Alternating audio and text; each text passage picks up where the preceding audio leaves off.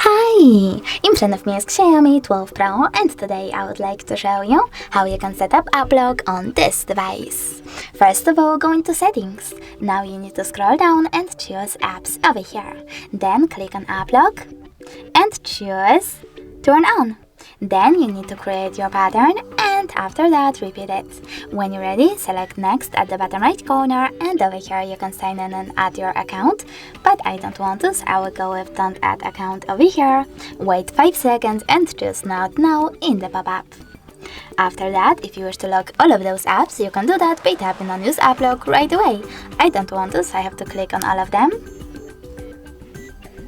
Wait for 0 to show up and tap on use app lock then. Now you can add your fingerprint to unlock your apps as well by going into settings and following the instructions. I don't want to, so I will go with cancel.